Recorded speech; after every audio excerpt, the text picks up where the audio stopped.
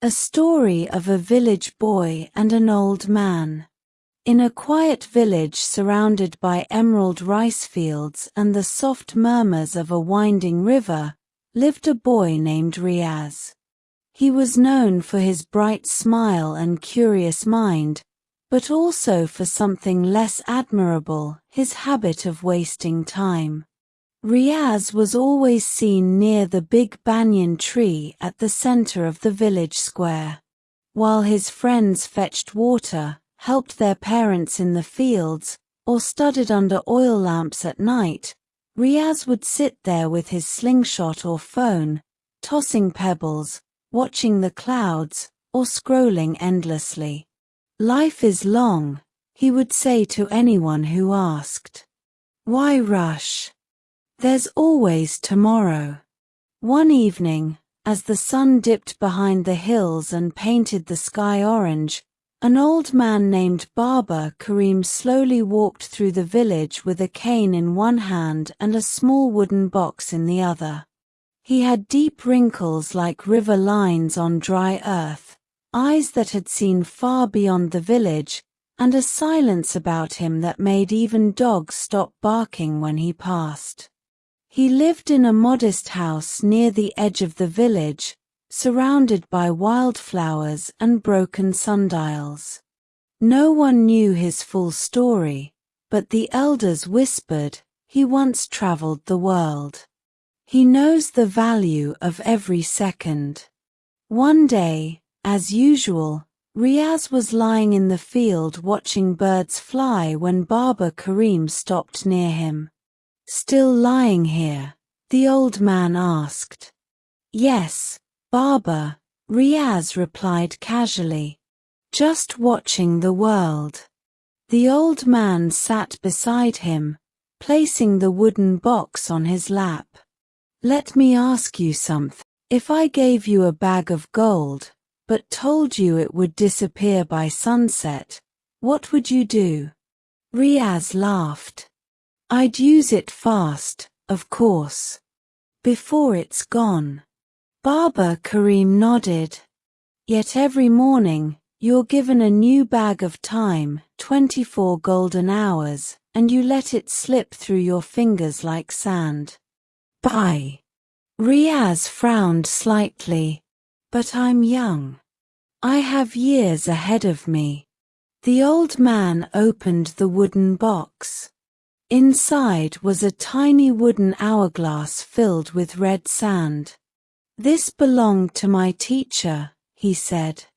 "He gave it to me when I was your age. He told me, each grain of sand is a chance, once it falls, you can't catch it again." That evening, Baba Karim invited Riaz to walk with him to the edge of the village. On the way, he pointed to different things, the cracks in the old temple wall, the fallen mango tree, the silent water wheel. "Everything has its time," he said. "That tree once gave fruit. That wheel once turned with laughter. Now they are still, because someone forgot to take care of them in time." As they reached his home, he showed Riaz something amazing, a room filled with clocks. Dozens of them, some ticking softly, others stopped forever. "This is the room of time," Baba Karim said. Each clock belonged to someone. Some used their time well. Some let it go to waste. Riaz stood silently, overwhelmed. The next morning, something changed in Riaz. He rose early, washed his face in the cold stream, and helped his mother carry firewood. That afternoon, he studied under the neem tree instead of napping. When his friends asked him to skip work and go play, he smiled and said, "I'll play later. First, I want to finish something important." Every time he felt lazy, he would take out the tiny hourglass Baba Karim gave him. He would flip it and watch the sand fall, remembering the words. You can never catch back a fallen grain. Weeks turned into months. The villagers began to notice. Riaz grew wiser, stronger, and more respected. He helped teach other kids, organized farming projects, and even started a small reading group. One night, heavy rains flooded the village. The river rose quickly, and the villagers panicked. Riaz was the first to ring the temple bell and guide the people to higher ground. He climbed trees to rescue goats, helped carry elderly villagers, and stayed awake all night helping those in need. When the rain finally stopped, people looked at Riaz not as a boy, but as a leader. Baba Karim, watching from his doorstep, smiled. "You've learned the value of time," he said. Years passed. Riaz grew up and left the village for a while to study. When he returned, he built a school near the same banyan tree where he once wasted hours. He named it the School of Time and placed Baba Karim's hourglass in a glass case at the entrance.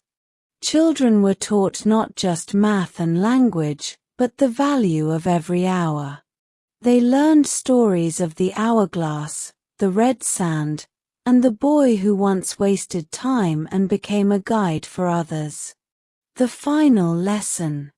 On Baba Karim's last day, he called Riaz to his side. "I may not have many sands left," he whispered, "but I'm proud of how you've used yours." Riaz held the old man's hand.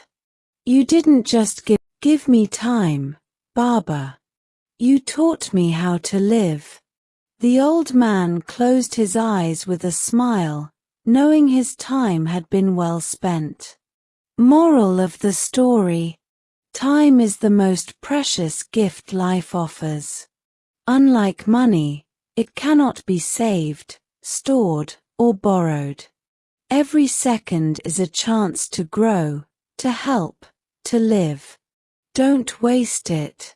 Village and nature words. Emerald rice fields shining green like jewels. Winding river, a river that bends and curves. Banyan tree, a very large tree with wide branches and hanging roots. Wildflowers, flowers that grow naturally without being planted. Characters and people.